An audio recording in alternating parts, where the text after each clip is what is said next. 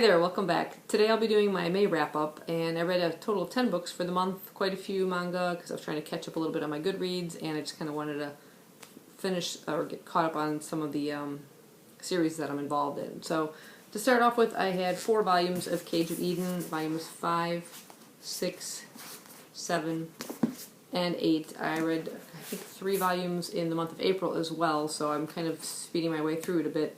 Again, it's about a strange island with extinct animals, lots of dangers.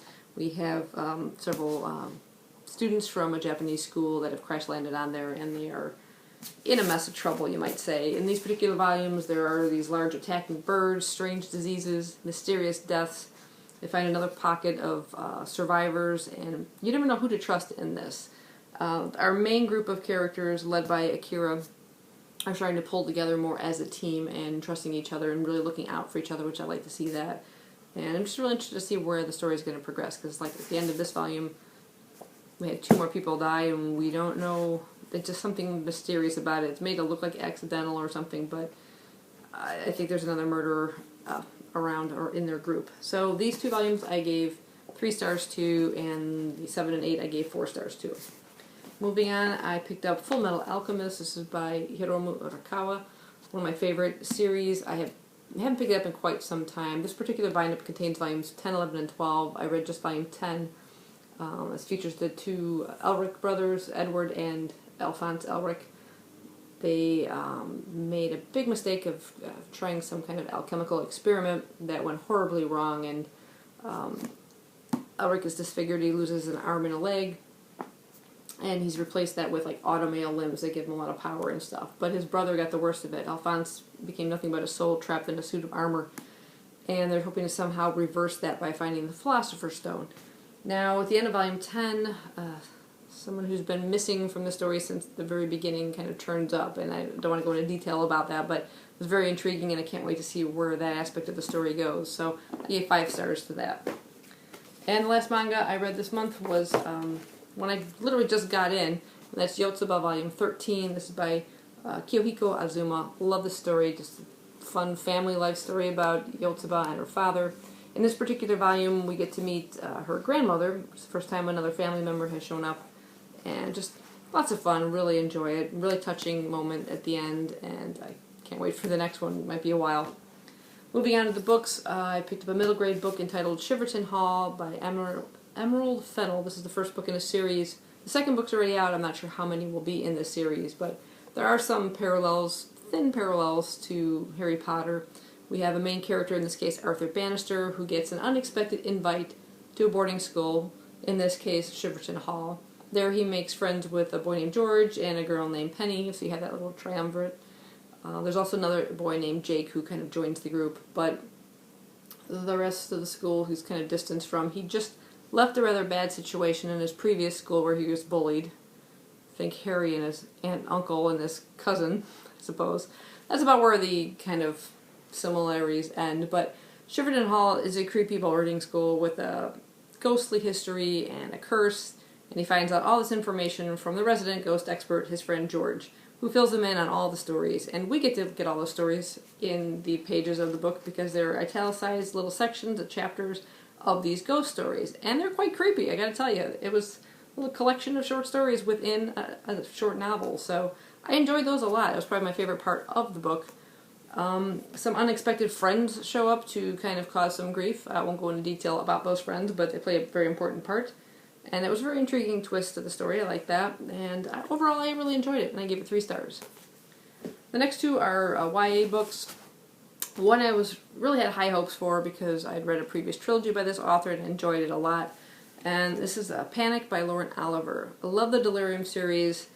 Really great dystopian book, but this one really fell flat for me. This is an advanced copy. The book came out in March of 2014, but I've been sitting on it for quite some time. And in fact, I didn't actually read the physical copy. I listened to an audio book from the library just because I just didn't have time to sit down. I just didn't feel like picking up the book, but I had time to listen to it to and from work and everything. But the overall premise of this is Panic is a game, a very dangerous game that people in this town play.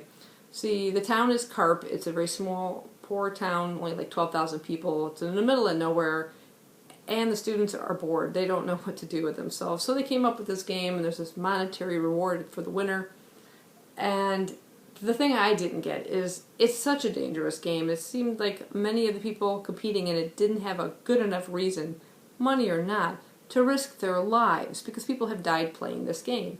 Just to give you an idea of one of the challenges, the contestants had to run across the street, very busy street, blindfolded. I mean, they could instantly be killed.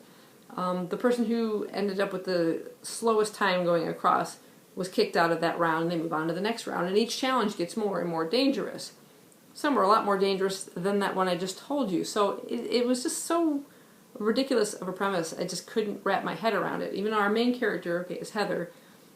She's living with an alcoholic mom. She has a younger sister, perhaps feels rather protective of her, of course, and maybe that's the premise for her wanting to get out of that situation. She probably had the worst situation of all. The rest, I didn't see why they were competing. You're just bored, you couldn't think of something better to do? Get a job somewhere, earn some money, get yourself out of the town, do something, but to risk your life, it's over in a second. It just, I couldn't get my head around that. It just didn't make sense, and the writing was just, didn't like it. I gave it 2 stars the most. That might have been generous. The next one was intriguing, and anything with a little bit of a horror twist. It is The Apprenticeship of Victor Frankenstein. It is entitled This Dark Endeavor by Kenneth Opel. It's the first book in a series. I think it's gone through a couple cover changes since this came out. This was like 2011, so another book I had sitting on my shelf for quite some time. I was trying to find something to read, and I literally just dragged my finger across the shelf, landed on this book. I read the first page and said, okay, I think I can read that. I'm into it. And I did get pretty much into it. We meet Victor, and he has a twin brother I did not know about named Conrad. And living with them is their cousin Elizabeth. And there's a lot of rivalry. There's a lot of love between the two brothers, but there's also a lot of rivalry, particularly on the part of Victor, who feels that Conrad does everything right. He always smarts him, he outfights him, and they do sword fights, whatever. He seems to be more athletic. He's always just a little bit better than Victor. And during the course of the story, Conrad falls deathly ill. It looks like he may not even make it. The doctor manages to give him some medication that pushes the illness back, but he says that it will return and he may die for it. So they're desperate to try and find some kind of cure, and earlier in the story, just prior to his brother falling ill, the brothers had stumbled across a secret library within the home that holds alchemical books, and they remember seeing something called the Elixir of Life. And they determined that maybe that could be his only hope of salvation. So they go about breaking back into the library without their father knowing it, who's forbidden them from using any kind of alchemy or any of those books in the library. And they go about trying to find the recipe for it and someone that will help them make this work. It shows sort of the lengths that Victor will go through to save someone he loves. I felt the book was pretty intriguing. It gets pretty dark as the story goes along. A bit of a love triangle ensues.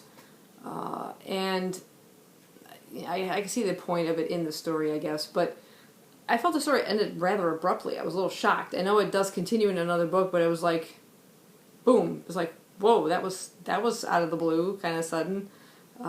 So that kind of threw me for a loop. I don't know if I'll pick up the next book. I did enjoy the writing. I'm not desperate to continue the story. Might be interesting to see that closer step to him becoming, the Frankenstein that we know, before, going on to really creating life, not just trying to save life. But yeah, I give it 3 stars overall. It was pretty intriguing. The last book I read was an audio version of All the Light We Cannot See by Anthony Doerr. It's probably the best read of the month. It was amazing. This is a historical fiction told from 2 main characters, and it's set within the period of World War II. First we follow a young blind French girl by the name of Marie-Laure. As the story opens up, she is just on the verge of losing her eyesight due to degenerative disease. She spends her days with her father, who is a master locksmith and works at the Natural History Museum. So every day she goes to work with him. He puts things in her hands, little lock boxes that he's created, teaching her to use her sense of touch and other senses to help her navigate into a world that she soon will no longer be able to see.